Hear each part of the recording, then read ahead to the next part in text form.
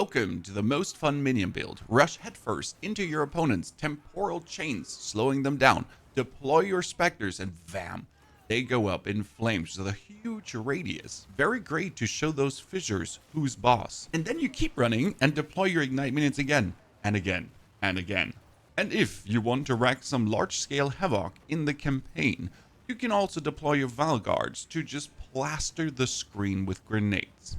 For bosses, you simply curse them with elemental weakness, deploy your Ignite Minions, and just watch their HP burn away faster than bleed builds can bleed them out. Where is this massive damage now coming from? It's these two minions. They're called Bogfelled Commoners, and they're playing a support gem called Infernal Legion. They'll ignite enemies, dealing base fire damage equal to 20% of the minion's maximum life. Now let's check here for a second. My Skeletal Storm Mage, level 14, has 2,753 life. And 20% of that would be 550 damage per second. Not really amazing. My Bogfelled Commoner at this point has 27,000 life. That looks a bit different because 27,000 times 0.2 is 5,400 damage. And that's not all of it, because we actually play Searing Flame, which will give us 100% more ignite magnitude. And before these two guys would now die or lumber slowly around, I'm going to swap to my second weapon and summon my other Spectres to then run into the opponent and summon them back again. This has you now zoom over the screen, and instead of casting skills, we're swapping to our one Scepter for the Valguards, and then over to our other Scepter to summon the Bogfelled Commoners. Shout out to Ozrix here for making me aware of this tag. So stupid. You pretty much roll into the opponent, as we said before. Bam! Deploy your Spectres.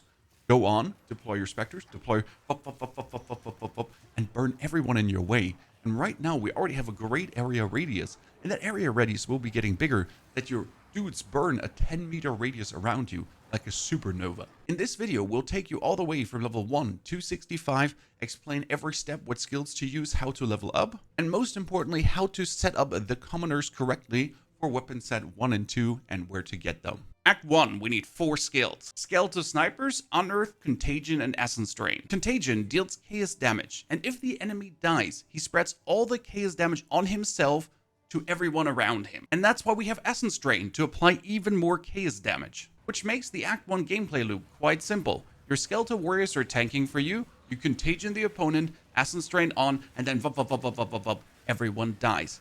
Interestingly enough, if we now use Unearth to summon our bone constructs out of the corpses, and they have been affected by contagion, these are going to be contagioned bone constructs that keep spreading the poison cheer around. In the meantime, your snipers are shooting from the back, and you can drop their gas bomb whenever you feel like it. The supports you want for your skills in this order are Brutality for your Unearth, to make it deal more damage as you then try to get your bone constructs. Then Unleash for your Contagion to have it cast multiple times. And Fire Attunement for our snipers. Then you want to have Meat Shield on your warriors to have them tank better. And then follow up with Swift Affliction, so your Essence Drain deals 30% more damage over time. Dankeschön. And on top of that, Minion Pact, so for the skills, remove 100% of your maximum life from a nearby minion to deal 30% more damage. This will kill your dudes, but it doesn't really matter that much as we have bone constructs around us, and then we'll just simply do more damage. And hell, even if we kill one of our dudes, if our Essence Drain does more chaos damage, the boss just dies faster, so then your minions get revived automatically anyways. Your snipers will then need rapid attacks to attack faster, and your Contagion is getting a magnified area that you can hit more enemies at the same time. And lastly, last gas for our warriors, so they survive after dying for 4 seconds. This should smoothly get you through Act 1. Don't forget to always upgrade your Scepter to have the highest level of warriors with the lowest spirit cost, and if you get a higher leveled gem, use that for your snipers, because it will reduce their spirit cost as well. If you want to make it vastly easier for yourself, grab yourself an Unfolding Dawn from the market, because it gives you 100 spirit. I didn't use it, but it might make your journey more enjoyable. First 15 levels of passives are all about minion damage, minion damage, minion damage, minion damage, and then we're going to take the cluster here on the left. This gives my minions 30% more increased damage if I have been hit recently, and if any of my minions has died recently, I also get 40% increased spell damage. With Minion Pact, I will actually kill my minions frequently to get that 40% more damage versus bosses, And I can make sure that I actually get hit by bosses in between as well, where any enemy anyways. This works really well. Equipment wise in Act 1, you want to have a withered wand with bonus chaos damage and level 2 chaos belts if you find one. Also a rattling scepter with increased spirit. And then I mostly take armor energy shield gear. Why not evasion energy shield? Because armor directly reduces damage, while evasion maybe works. So pick up anything that is armor energy shield in that regard. The last ability you can grab in Act 1 is Pain Offering. Pain Offering has you put one of your minions on a stake, preferable skeletal warriors, and all your other minions attack faster and get a huge chunk of damage bonus. If the Pain Offering dies, the buff is gone. Ergo, we want to have meat shield on it so it doesn't die that quick, and also expands to increase the area of effect that it actually affects our snipers. Fantastic, Act 1 done. What changes now in Act 2? First, we're going to ascend with level 22, and it's quite simple. You have the Ascension contagion still, your minions are tanking for you. Nothing can actually touch or kill you. I mean, I would wonder if you lose even a single point of honor with this build. What we're going to take is 12% more max life for our minions and the Loyal Hellhound, which will ignite our enemies and work very well together with the gas grenades coming from our snipers. The Hellhound is going to get Elemental Army and Meat Shield to make him more tanky. The only other thing we're adding is the Vulnerability Curse to reduce the enemy's armor and have them take more damage, together with Heightened Curse and Prolonged Duration. In our passive tree, you first want to go over to the 40% more maximum life node, then have them attack faster and have them break armor on top. Very useful. We can weasel out more life and revive faster here on the bottom, and then we move over to the side for more maximum life and damage here. This is where you're going to be at level 31 at the end of Act 2. Equipment wise, nothing much changed. We still have that withered one for the maximum chaos damage, together with the best rattling scepters we can find, and the armor and energy shield gear all around. This is the actual gear I was wearing at the end of Act 2, with the same actual gear I was wearing at the end of Act 1. I've been making sure to get you the exact snapshots so you get a better feeling for what we have for real. And now we're finally in Act 3 and we can pick up our Spectre. So make sure that you kept one skill gem or have one skill gem level 9 ready to get yourself the Bogfelled Commoner we talked about early. And let me iterate again why we want the Bogfelled Commoner. Right now, my warriors are sitting at 6,000 life. My snipers would be at 2,000. While the Bogfelled Commoner has 27,000 life. And that max life is so important because we're playing Infernal Legion. Minions from supported skills take 20% of their maximum life as fire damage per second, and minions ignite the enemy equal to 20% of their maximum life. 6,000 life times 20%, that would be 1,200 damage. And then 27,000 times 0.2 would then be 5,400 damage per second. And then we got that Searing Flame too with 100% more magnitude of ignite. Bam. The Bogfelled Commoner you can only get from Root Wretch, so you have to find the boss in the very first region of Act 3. No worries, you can respawn that boss if you have killed him already. The Bogfelled Commoners come in 3 variations. They have a 2-handed axe, they have a 1-handed axe in one hand, and they have no weapons at all. And you need to grab the Bogfelled Commoner without a weapon, because that one has the most HP possible, and it needs to be the one from Root Wretch.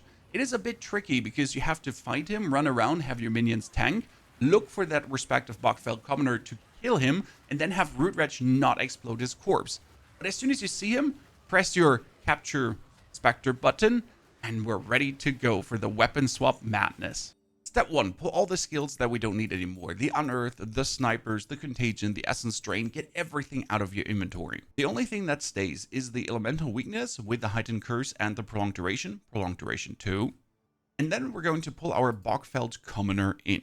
Now for the Bogfelled Commoner, you do want to have a Shrine Scepter that you can buy in Act 3. It gives you Purity of Fire. Purity of Fire says grants 30% fire resistance.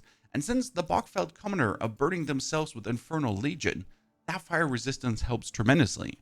We are also going to be taking a lot of fire resistance in the tree, because that will help us tremendously. Then pop up the stat sheet of the Commoner. My fire resistance scepter is on weapon set 1, so I'm going to put 2 Commoners on weapon set 1, but not on weapon set 2.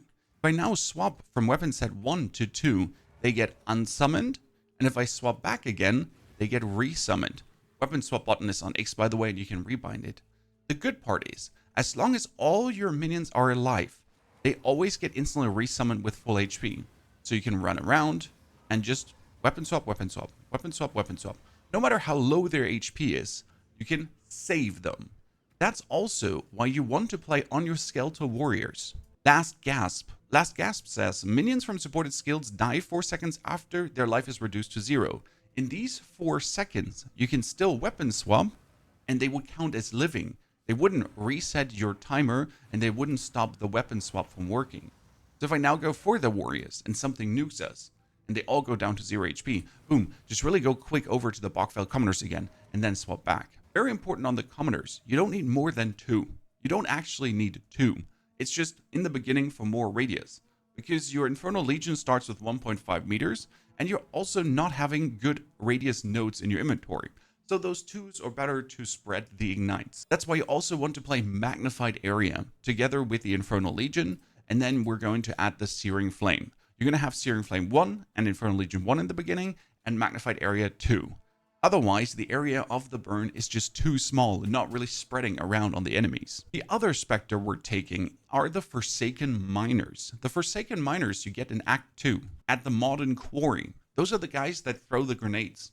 They're like the Val Guards in weaker because you can't get the Val Guards right now. We're now going to pop up the Forsaken Miners, and instead of weapon set 1, we're going to summon as many as we can on weapon set 2, while still maintaining 2 to 4 skeletons. It gives us 4 Forsaken Miners, which means I can now swap to the Bogfelled Commoners. Make sure that none of the Miners are in weapon set 1. Yep, they're only in weapon set 2. And then I can easy peasy with weapon swap just keep summoning my lads. Which is amazing because it doesn't cost me a single point of mana, and I can easily start playing Mind Over Matter. All damage is taken from mana before life, and we have left mana recovery. Who cares? The only mana I'm spending is for my Elemental Weakness Curse. Otherwise, I'm simply swapping between the minions. Always double check after putting new Spectres in and changing their ratios that they're really in weapon set 1 and 2. It sometimes does wonky things. The final thing we're adding is a spirit skill, and that would be Blasphemy. Blasphemy is an aura that blasts out a curse, and we're going to socket temporal chains into it. Now, enemies around us will be tremendously slowed and can't attack you that fast, which means we're running into them, they're slowed, they can't act that much, and then we deploy our fire burning dudes on top of their heads, and then keep running and deploying them and running and deploying them while everyone is slowed around us. Keep in mind that we can't have the temporal chains and elemental weakness on an enemy at the same time. Ergo, in boss fights, I turn off Blasphemy. I don't need Blasphemy in a boss fight. No, I need the curse for the minus elemental resistance so the burn hits harder. As soon as I'm out of the boss fight, Blasphemy is back on again. For this, you will need 60 more spirit. Right now, 2 Bogfelled Commoners cost me 46 spirit, 92 spirit, and then I'm going to add another 60 on top. With 191 spirit in total, I still have 39 spirit spare that I could now use to socket into the Purity of Fire.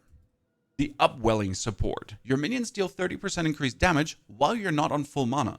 You're never on full mana because you either get hit and the Mind Over Matter burns some mana away from you, or I'll just cast my curse to reduce my mana.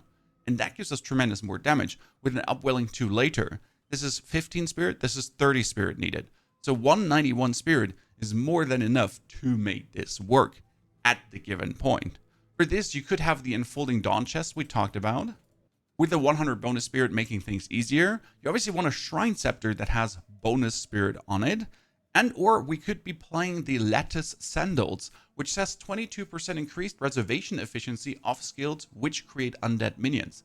These dudes are undead minions. It works on them. And there's another thing that's going to happen in Act 3. That would be your Ascension number 2. And that gives you very interesting points. We won't need our Infernal Hound anymore, because we have Ignite now, and Ignite always counts the highest Ignite. My Bogfelled Commoners are just igniting harder than the Hellhound. He's useless, but we're still the Infernalist. What you can easily do is you can get 3% more maximum life, have damage be converted to fire and chaos damage, and then get yourself even more spirit to make things happen better.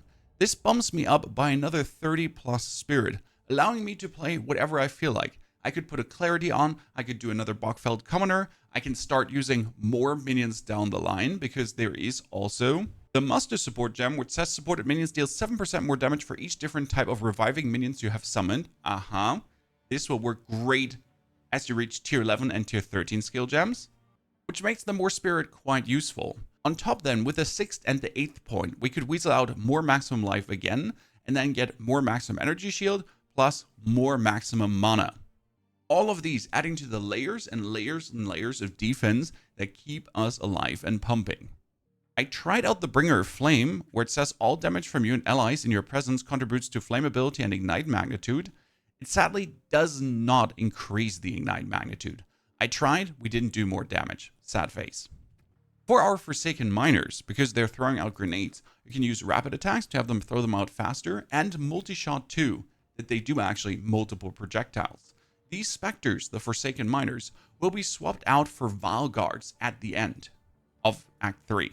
Vile Guards are the grenade dudes of Act 3 that you get as you travel here to the past and then descend into Uzal. They also get the rapid attacks and the multi-shot support. Our passives will have to change in Act 3. This is how it looks at the very end. You're trying to get yourself minion life, 40% more minion life, another 20% more minion life, and then here we're getting the minion life together with the fire resistance. Works really well. And then we're traveling upwards to the 12% increased reservation efficiency of minion skills, which works for every single minion. So we get the maximum amount of miners, and we can get our Bogfell Commoners together with a Blasphemy and together with the Upwelling. Later, as we then go further, we have even more maximum life and increased area of effect here. We have increased area of effect on the side. We have more maximum life, but that's for Act 4. And in Act 4, there's one more minion coming to our rescue, and that would be the Skeletal Storm Mages. We're now going to pull that little rascal in. He's going to get the shock, that he has more chance to shock, and also the overcharge, which will increase the magnitude of the shock. This is going to have all our enemies take 30% more damage. And then lastly, you're putting the last gasp on because you don't want your dude to actually die off randomly. Now, if he's about to die off, again, weapon swap, weapon swap, weapon swap, weapon swap. For the Storm Mages, pop them out again and make sure they're summoned in weapon set 1, together with your Bogfelled Commoners. If you have enough spirit for all the love, you can summon them on weapon set 2 as well. I have to put one Forsaken Miner out, and I can get my Storm Mage in. Now the Storm Mage will be available in both weapon sets, and will apply Ignite Magnitude in both weapon sets. Now as we added the Storm Mage, things have gone hazy again, because for some reason, Miners are now being summoned in weapon set 1 again. So what we're going to do is we're going to swap over to weapon set 1, remove those pesky Miners, then go over here to the Bogfelled Commoners and remove them from weapon set 2. As I told you, sometimes it messes around. Now check again your weapon swapping. Okay, we're getting the 3 plus the Storm Mage, and we're weapon swapping, we're getting the 2 plus the Storm Mage. Fantastic, it works.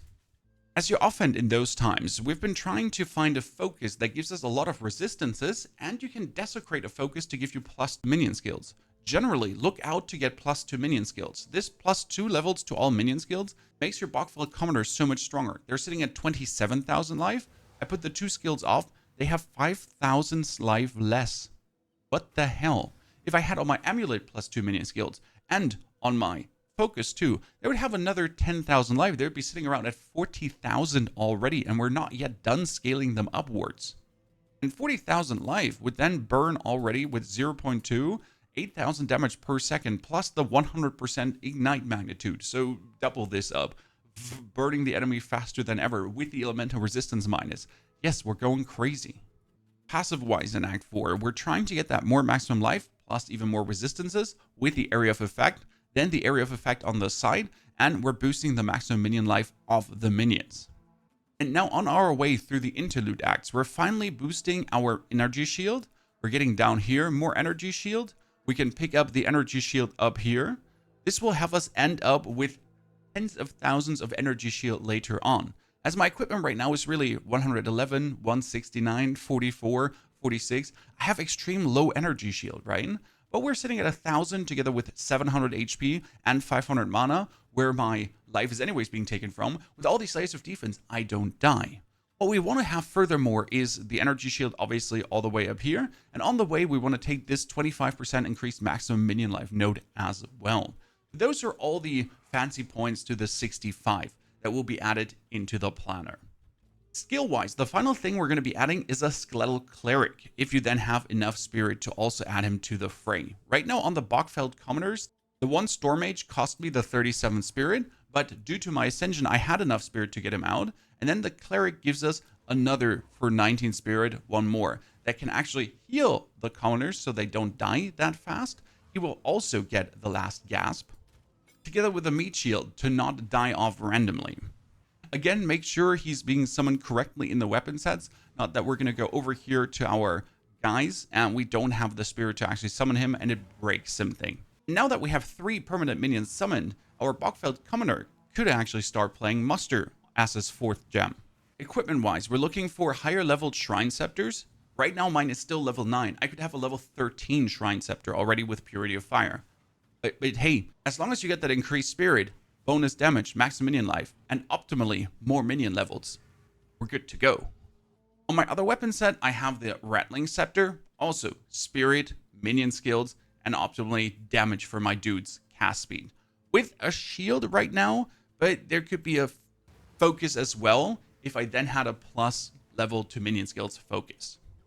Don't worry, we're not done with the build. We're taking it all the way to level 90, and we're going to take you alongside on this journey with the live streams here on the channel that we have done for every single build that we've been playing here. They all have their live streams on the channel. If you need to check something out, if you're not sure about a certain step of progression, how we'll perform at a boss, you can back up, check it, see if you like it or not, and then have a fantastic good time. Now, check out those other builds too, and take care.